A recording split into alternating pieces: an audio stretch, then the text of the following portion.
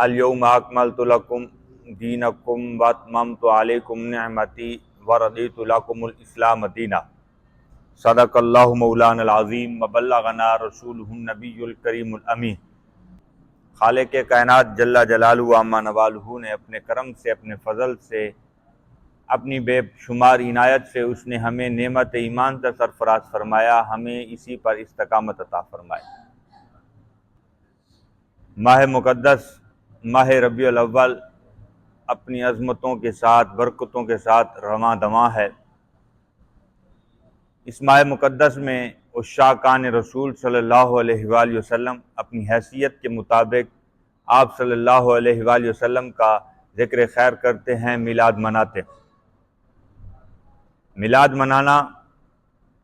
خود آپ صلی اللہ علیہ وآلہ وسلم کی ذات والا صفات سے بھی ثابت، اس کا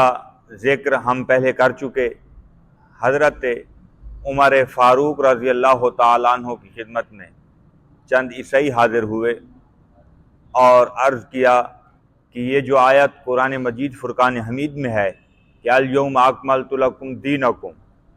واتممت علیکم نعمتی، یہ آیت اگر ہماری کتاب انجیل میں ہوتی تو ہم اس دن کو عید کے طور پر مناتے، بڑی خوشی کا تہوار رکھ دیتے اور ہر سال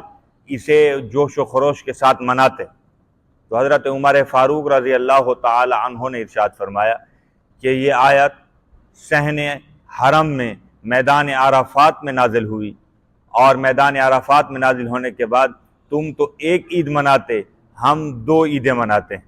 ایک کہ حج کے مقام پر یہ آیت مبین نازل ہوئی اور میدان عرفات میں نازل ہوئی تو ہمارے لیے، اور جمعہ کے دن نازل ہوئی تو ہم یہ دو عیدیں مناتے ہیں اکٹھے، جمعہ کی بھی اور میدان عرفات میں حج کا دن بھی مومنوں کے لیے عید کا دن ہے اور جمعہ کا دن بھی عید کا دن ہے۔ تو اسی لیے ارشاد فرمایا کہ تم ایک عید مناتے سال بعد، ہم اسی خوشی میں دو عیدیں اکٹھی مناتے ہیں۔ تو اس سے یہ ثابت ہوا کہ ایک آیت جس پر نازل ہوئی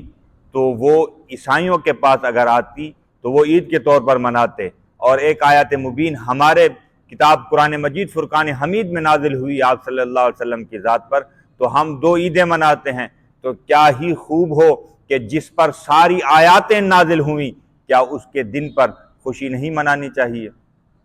تو حضرت عمر فاروق رضی اللہ تعالیٰ عنہ نے اس عیسائی کو جواب دیا، تو اور ہم منکرین کو یہ جواب دیتے ہیں کہ جس پر ایک آیت نازل ہو ہم تو وہ دن عید کے طور پر منائیں، لیکن جس پر ساری آیاتیں جس کے قلب اطہر پر نازل ہوئی ہوں اور وہ محبوب صلی اللہ علیہ وآلہ وسلم جب اس ماہ مقدس میں جلوہ گر ہوں تو ہم ان کی آمد پر کس وجہ سے خوشی کا اظہار نہ کریں؟ تو مومنین کرام اپنی اپنی علم کے مطابق اور اپنی اپنی حیثیت کے مطابق ہم سب کو چاہیے کہ آقا دو جہاں صلی اللہ علیہ وآلہ وسلم جس ایام میں مابعوث ہوئے ہمیں اس پر خوشی کا اظہار کرنا چاہیے،